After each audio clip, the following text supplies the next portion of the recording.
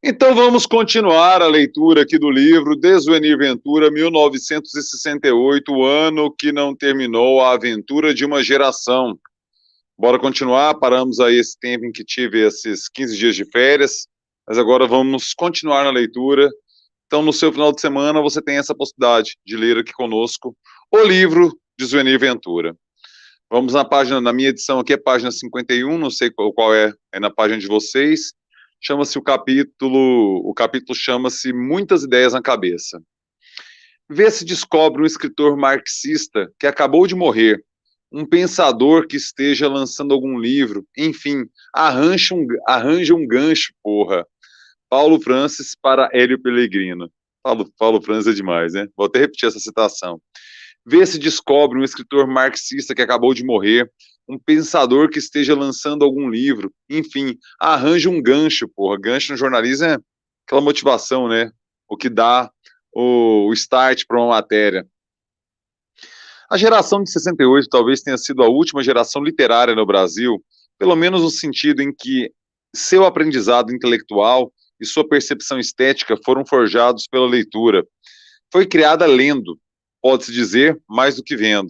Claro, sem a influência do audiovisual tal qual temos hoje, e a partir dos anos 60 ficou cada vez mais intensa por conta da televisão, né, e tudo mais. As moças e rapazes de então já começavam a preferir o cinema e o rock, mas as suas cabeças tinham sido feitas basicamente pelos livros. O filósofo José América Peçanha prefere chamá-la de a última geração loquaz, em que a palavra em que uma formação altamente literatizada lhe deu o gosto da palavra argumentativa e do palavrão, que foi na época a expressão mais escandalosa da, digamos, revolução verbal. O palavrão, claro, não foi inventado em 68, mas neste ano ele deixou de ser nome feio e passou a frequentar as mais jovens e delicadas bocas, em todos os lugares. Nelson Rodrigues lamentava não conhecer o padre Ávila, ou outro sociólogo, ou quem sabe um psicanalista para perguntar: há ou não por todo o Brasil a doença infantil do palavrão? Segundo ele, se retirassem os palavrões de Rei da Vela, por exemplo, a peça não ficaria de pé 5 minutos. Veja você que essa liberdade linguística pinta em 68, né? Estudando os jovens que se formaram depois, a geração AI-5, o sociólogo Luciano Martins constatou um fenômeno inverso. Estes são, talvez por reação, de poucas palavras. Luciano notou que a desarticulação do discurso foi, ao lado do culto da droga e do modismo psicanalítico, uma das características dos jovens de classe média urbana que, no final de 68 até 75, ficaram expostos à cultura autoritária. Foi uma geração de linguagem indeterminada, unidimensional, do barato, curtir, transar, pintar. Veja você que o arbítrio até nisso interfere, na forma como as pessoas se comunicam. É bom sabermos esses tempos de hoje, em que o arbítrio novamente bate às nossas portas com sanha de poder.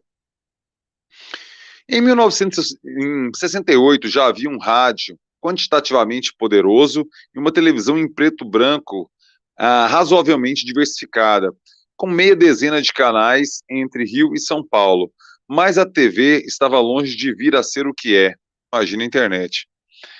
Era ainda, como definia Stanislau Ponte Preta, a máquina de fazer doido, ou como diria o Pasquim no ano seguinte, um mundo onde não havia vida inteligente.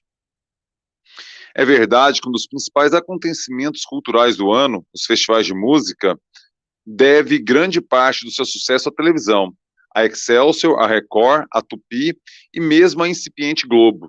Mas a televisão, nesses casos, entrava como um mero veículo de cobertura. Os festivais, da mesma maneira que os programas de humor e o telejornalismo, eram transposições do rádio, não tinham uma linguagem própria, como a do jornalismo e a da telenovela de hoje. Veja você que a televisão no Brasil, ela surge como uma adaptação do rádio com imagem, né? É a nossa tradição televisiva.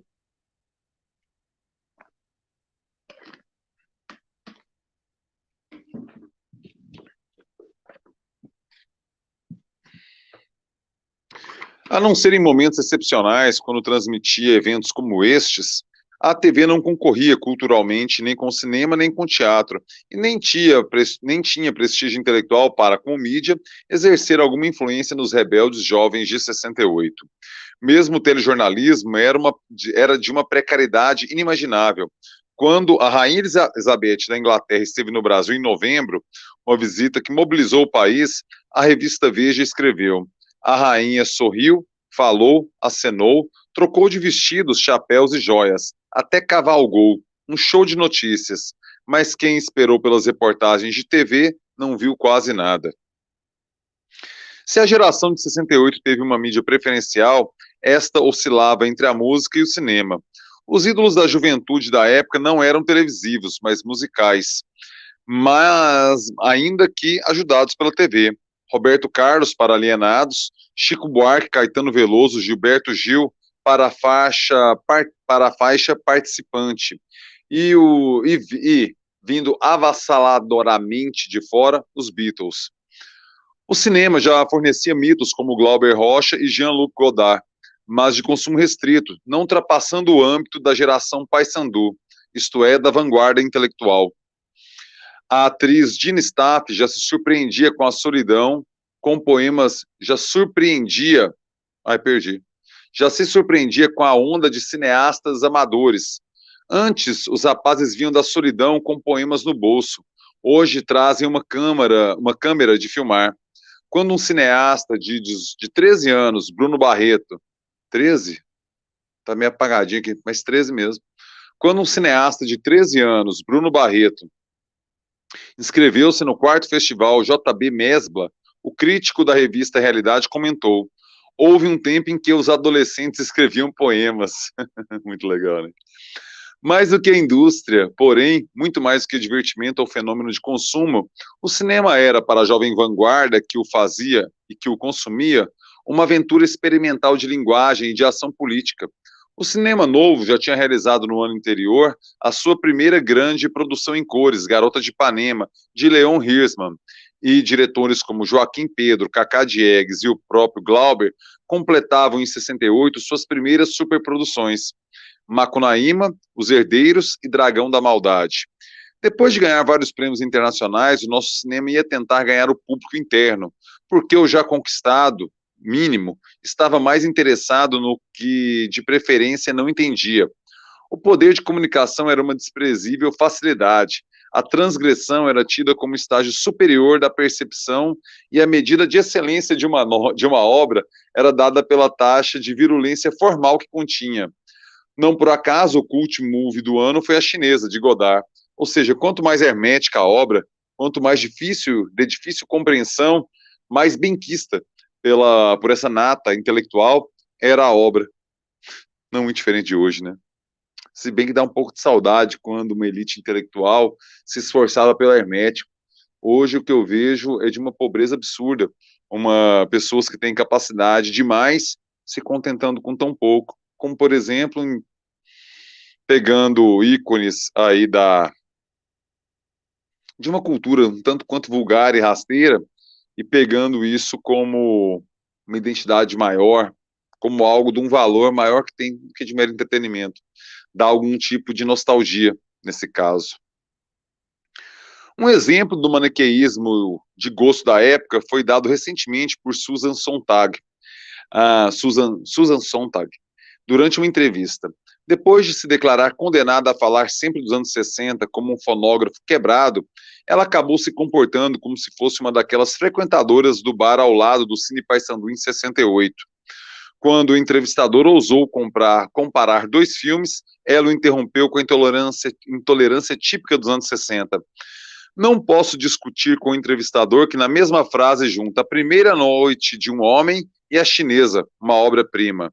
Enquanto a geração Paysandu pronunciava euforicamente o advento da civilização da imagem no Brasil, sem saber ainda que ela iria chegar mais para a tela pequena do que para a grande, a palavra de ordem em 68 era a própria palavra, aqui e nos muros de Paris. As manifestações dos estudantes brasileiros tinham uma comunicação visual pobre. Um dos primeiros a se preocupar com isso talvez tenha sido Fernando Gabeira, articulado com os alunos da Escola Superior de Desenho Industrial, a qual, aliás, não pertencia, ele procurava elevar o nível estético das mensagens. Eram raros cartazes criativos, como o concretista Luto Luta, que, sob a inspiração do poeta e professor Décio Pignatari, seus alunos da Escola Superior de Desenho Industrial fizeram para o enterro do estudante Edson Luiz, assassinado pela PM em março. Foi também nessa passeata que apareceu o polêmico cartaz Muerte, que Nelson Rodrigues interpretou como um sinal de infiltração estrangeira. Não se tratava, evidentemente, disso. O objetivo da autora, a jovem estudante de design Ana Luísa Escorel, era o mesmo que levou Capinã, Torquato Neto e Gil a criar Soy Louco por Ti América, em portunhol, promover a simbólica integração da América Latina. Deixa eu me dar um golinho d'água aqui. Vou continuar a leitura e depois eu entro com vocês aí, rapaziada. Esse corte aqui é o da galera, depois entro nos comentários. O Luciano já comentou aqui, depois a gente entra nos comentários. Caso queiram, vão mandando as perguntas, que depois eu fecho o vídeo da rapaziada, que não é do Clube de Membros, e depois a gente entra no nosso debate ao final da leitura do capítulo com vocês aqui do Clube de Membros. Boa noite, Lucianão. É nóis, velho.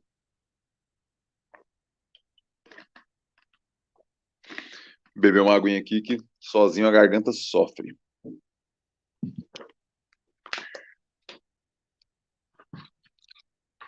Sou na página 54, viu? Para quem não tá meio perdido aí. Na verdade, a geração de 68 teve com a linguagem escrita uma cumplicidade que a televisão não permitiria depois. O boom editorial do ano indica um tipo de demanda que passava por algumas inevitáveis futilidades, mas se detinha de maneira especial em livros de densas ideias e em refinadas obras de ficção. Nas listas de best-sellers convivem nomes como Marx, Mao, Guevara, Debra, Lukács, Gramsci, James Joyce, Hermann Hesse, Norman Mailer e, claro, Marcuse. A civilização brasileira, investindo na qualidade, era capaz de audácias como o lançamento de O Capital, em edição integral pela primeira vez em língua portuguesa, e de Ulisses, de James Joyce, numa portentosa tradução de Antônio Ruais. A editora não temia, além disso, alternar um pacote de 4 Norman Mailer com a memorável trilogia de Trotsky, de Isaac Deutscher.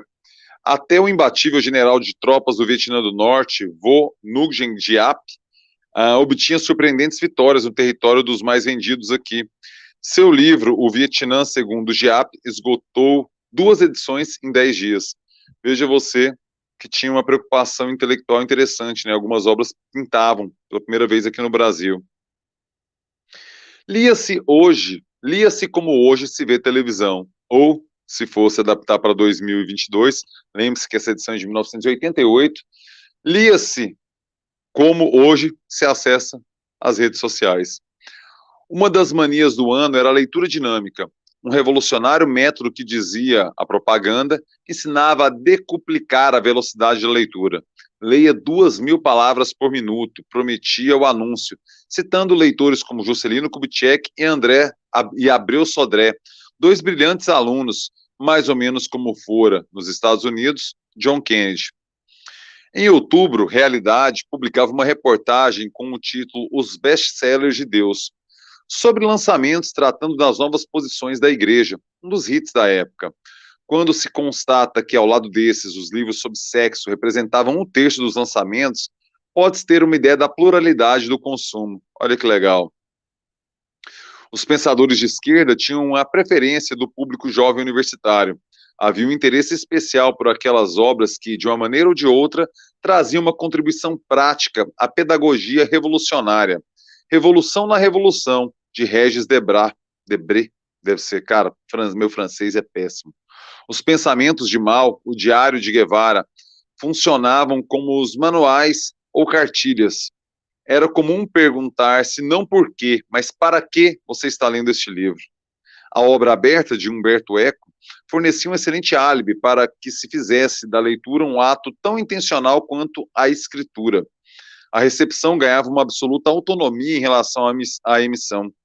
A leitura de um livro, um filme ou um quadro eram capazes de descobrir sentidos, significados, e, sobretudo, mensagens, nem sempre vislumbradas pelo próprio autor. Mas, independentemente do uso instrumental que os jovens revolucionários procuravam fazer de alguns autores, havia uma natural curiosidade pelas ideias teóricas, o que explica o sucesso da revista Civilização Brasileira, que de 65 a 69 foi o polo de concentração da intelectualidade de esquerda.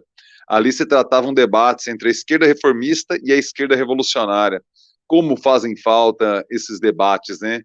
Nós nos aprofundarmos em um tipo de pensamento onde as ideias se digladiam ali em texto e a gente tira a nossa síntese daqueles pensamentos colocados. Faz muita falta esse tipo de publicação. Através de suas páginas, tomou-se contato com Walter Benjamin, Louis Althusser, Eric Hausmann, Adorno, Juliette Mitchell, entre outros. Neles colaboravam intelectuais como Alceu Amoroso Lima, Ferreira Goulart, Paulo Francis, Fernando Henrique Cardoso, Carlos Nelson Coutinho, Leandro Conder, Nelson Werneck Sodré. Carlos Nelson Coutinho acha que o período de 64 a 68 foi um dos mais férteis na divulgação dos autores marxistas, Lukács, Goldman, Adam Schaff, Althusser e, evidentemente, Marcuse. Deixa eu ver aqui o próximo parada para beber água. Não, aproveitar beber água agora mesmo, né? Água nunca é demais.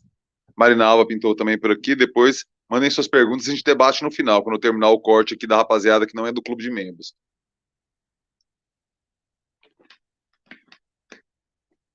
Boa noite, né, Marina Alva?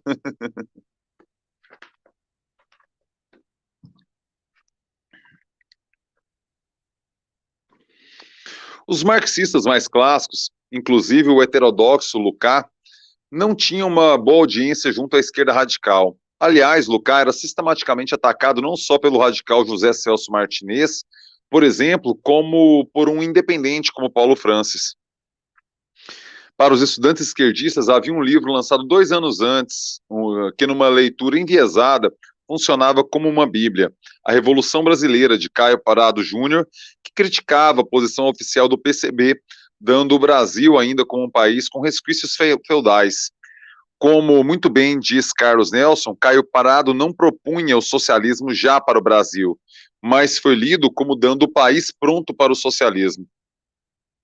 Nos primeiros meses do segundo semestre, o editor José Fernando de Barros informava que 1/3 dos últimos lançamentos tratava de assuntos econômicos e políticos.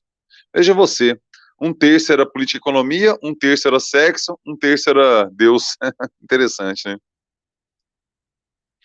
Um projeto para o Brasil, de Celso Furtado, vendeu 600 exemplares em 3 horas no lançamento e uma edição em uma semana. Outro no gênero foi Desenvolvimento e Crise no Brasil, de Luiz Carlos Bresser Pereira. Os dois apostavam na crise. Furtado ainda deixava entrever alguma saída. Acreditava que só com a mobilização da opinião pública poder-se-ia superar a barreira de obstáculos que se antepõe ao desenvolvimento do país. Alguns desses obstáculos eram a baixa capacidade de consumo, a estrutura agrária superada e as dificuldades de exportação para a indústria nacional. Bresser Pereira, porém, não via saída. Hoje, o Brasil é um país dividido e sem horizontes. Escrevia aquele que, quase 20 anos depois, viria a ser ministro da Fazenda do país sem horizontes. E Bresser Pereira, 2022 também está meio assim, hein? Essas leituras excitavam a imaginação dos jovens que amavam a Revolução e acreditavam que o capitalismo havia chegado ao impasse. Cezinha se lembra de que nos seus 13 para 14 anos lia o Capital e organizava seminários do Colégio de Aplicação. 13 para 14 anos o moleque estava lendo o Capital de Karl Marx, entendem? Com o natural primarismo que pode haver no estudo de Marx feito por garotos de 14, 15, 18 anos. Mesmo assim, ele que dava aula de mais-valia e não chegou a terminar o ginásio, tem certeza de que esses estudos foram fundamentais para a construção de sua base cultural. Nós nos tornamos marxistas lendo Marx. Embora a onda estruturalista só viesse mais tarde, já havia em certos círculos uma sensível atração pelas questões da antropologia e de linguística, levantadas sobretudo por Levi-Strauss, Saussure e Jacobson. José Américo Peçanha era um que, ao lado de suas predileções particulares por Gaston Bachelard e Chaim Perelman, um teórico da argumentação que até hoje ele tenta vender no nosso mercado de ideias, participava daqueles grupos de interesse. Combinava-se isso com o interesse pelo marxismo de Althusser e de Marcuse. A essa mistura, ele ainda acrescentaria um resquício de existencialismo, importado via Sartre e Simone. Mas, como de uma maneira ou de outra ele se ligava ao marxismo, José Américo não achava estranho. A ideia de é proibido proibir, essa noção libertária, era uma leitura sartreana do marxismo, um resíduo do existencialismo que estava sendo gasto naquele momento. Leandro Condé e Carlos Nelson eram o que uma vez Sérgio Cabral chamou, num divertido trocadilho com o nome das escolas de samba, os aprendizes de Lucar, lucasianos até a raiz dos cabelos, como admite Conder. Essa paixão levou o lúcido Carlos Nelson a também cair na tentação de instrumentalizar o mestre, na direção, evidentemente, do bem. Ao apresentar a introdução a uma estética marxista, ele o apontou como o livro que contribuiria decisivamente para a erradicação das tendências irracionalistas e vanguardistas de alguns intelectuais de esquerda. Infelizmente, não obtiveram êxito, nem o livro, nem a apresentação. Apesar da riqueza do seu pensamento, o velho mestre húngaro não ajudava seus discípulos a enfrentar os pedestres desafios da realidade de então. Nossa, olha que legal, os pedestres desafios. O mesmo aconteceria com Gramsci. Em 1965, ao lançar seu primeiro livro aqui, Enio Silveira convidou Conder e Coutinho para escreverem juntos a introdução de Materialismo Histórico, que o editor resolveu mudar para Concepção Dialética da História, pois achava que o título original soava muito subversivo. A introdução saiu como um filho problema, lembra Conder. Nenhum dos pais se reconhecia plenamente nela, mas o livro serviu para os dois mudarem de paixão. Com alguns conflitos de consciência por causa de nossa ligação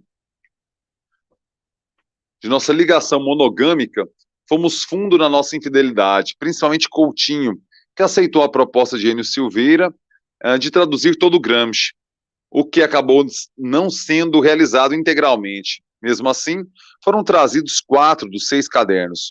Como lembra Carlos Nelson, nenhum país tinha publicado tanto Gramsci no mundo ocidental.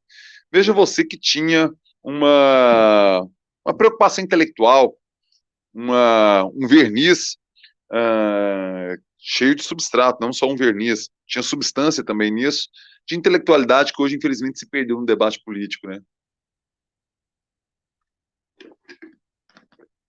Uma coisa que eu sempre falo, preocupava-se com teoria, mesmo num momento tão difícil, tão complicado, preocupava-se com teoria, em 1968.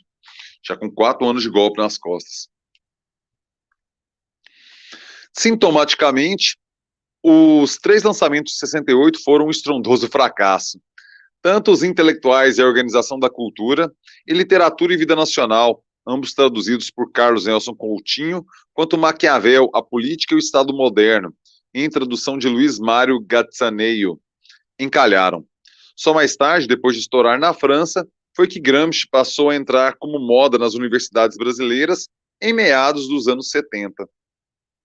A proposta gramsciana de guerra de posições só começa a existir como alternativa, segundo Conder, quando se desfazem as ilusões da luta armada. Olha aqui, o Gramsci então só pega popularidade no Brasil quando a luta armada deixa de ser uma alternativa. De fato, um autor que propunha uma paciente luta pela hegemonia e pelo consenso, com a conquista ideológica dos setores majoritários da população, antes da tomada do aparelho de Estado, não era o autor para seduzir uma geração voluntarista e ávida por derrubar o poder. Havia alguém mais fascinante na praça, um pensador sintonizado com ares do tempo. O alemão de 70 anos, exilado nos Estados Unidos, ia ser o guru da geração de 68 em quase todo mundo, Herbert Marcuse. Marcuse, um dos chamados 3M de 68, os outros eram Marx e Mao, invadiu a imaginação dos jovens brasileiros através da imprensa, mesmo antes de desembarcar nas livrarias. Ele chegou por meio de 2 livros, Eros e Civilização e Ideologia da Sociedade Industrial, que permaneceram na lista de best-sellers durante meses. O terceiro a chegar, já em outubro, Materialismo Histórico e Existência, esgotou 1.500 exemplares em poucos dias. Os cursos sobre o filósofo alemão proliferaram. Um deles, no Colégio Brasil, sofreu atentado à bomba, depois de um telefonema ameaçador. Esse comunista não merece que o expliquem numa sala de aula. Veja você que a direita brasileira não é de hoje, adota táticas terroristas, adota táticas violentas para impedir a disseminação de um conhecimento, de um autor, de pensamento. Não é novidade. Colocaram uma bomba no Colégio Brasil. O Colégio Brasil sofreu um atentado à bomba por conta de um seminário envolvendo Marcuse. Veja você. Triste a gente não andar para frente, né? Em 22 ter que voltar em atentados novamente por questões políticas, né? Muito triste. 2 outros também fizeram muito sucesso. Um na Galeria Goeldi, promovido por Vicente Barreto e dado pelo professor Carlos Henrique Escobar, e outro em São Paulo, ministrado pelo professor José Lins Arcanjo. Nessa altura, importava menos ler Marcuse do que discuti-lo. Paulo Francis, que editava o quarto caderno do Correio da Manhã, o mais influente suplemento da época, responsável por memoráveis debates, escreveu no dia 13 de setembro um artigo sobre 2 incidentes envolvendo Marcuse. Para variar, um divertido artigo. Deixa eu me dar outro gole d'água aqui.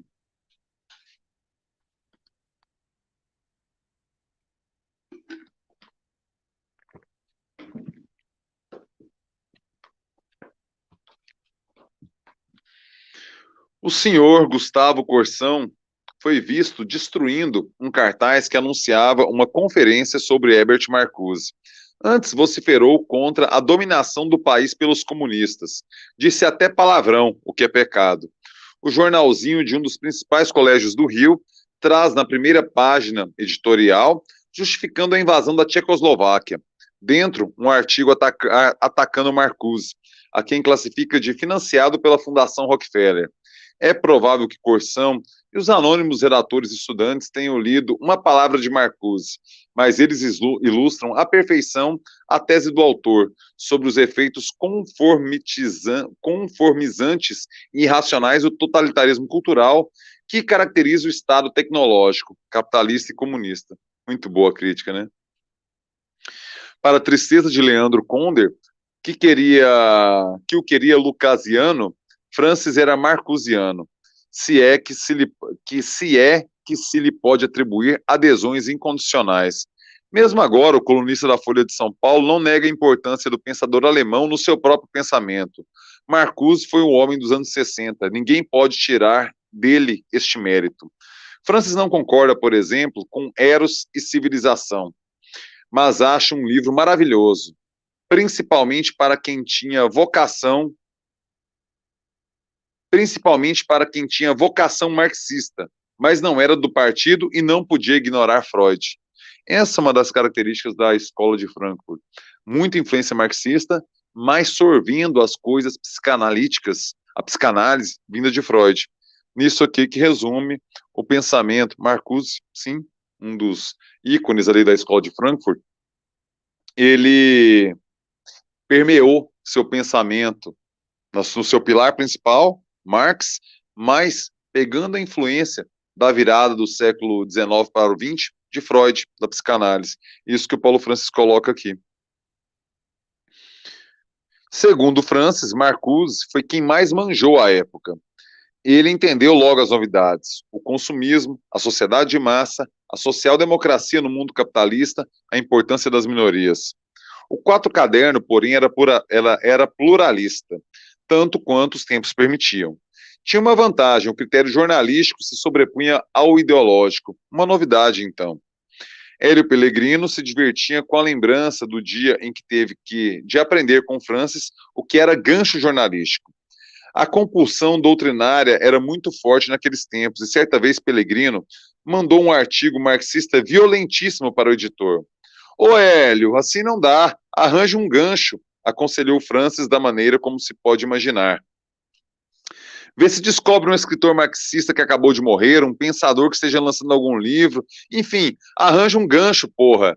Só o texto teórico pelo texto não valia, né? Tinha que ter um porquê, uma justificativa de alguém que morreu ou de um lançamento para que desse o gancho, aquela novidade que justificasse o lead no jargão jornalístico. Pellegrino morreu sem poder agradecer ao amigo esse ensinamento tático, que, aliás, não adiantou muito, porque tanto o editor quanto o colaborador acabaram presos depois do AI-5, justamente pelo que escreveram. Veja você.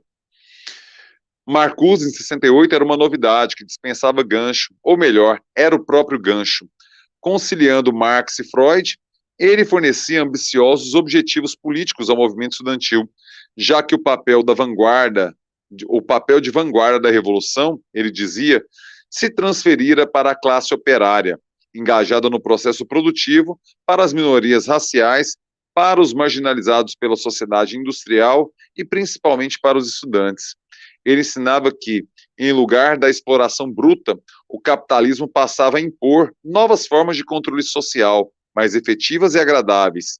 Diante desse quadro, o proletariado, seduzido pela sociedade de consumo, passava a não pensar mais em revolução, só em casa de veraneio. Havia proposta mais sedutora para quem, como jovem idealizado por Marcuse, estava biologicamente destinado à revolta? Muito interessante esse livro, esse capítulo, né, que finalizo aqui, porque nos coloca, primeiro, o estofo intelectual que embasou o pensamento de uma geração de um ano tão importante como já compreendemos aqui, que 68 foi. Importante também compreender esse papel pop que Herbert Marcuse teve em 1968. Ou seja, Marx e Mao, sim, eram referências, mas quem azeitava o debate, quem promovia a dinâmica, quem tinha, sim, um aspecto pop na construção de um pensamento, era Marcuse, então septagenário, a Escola de Frankfurt, mostrando a sua influência no final dos anos 60 aqui no Brasil.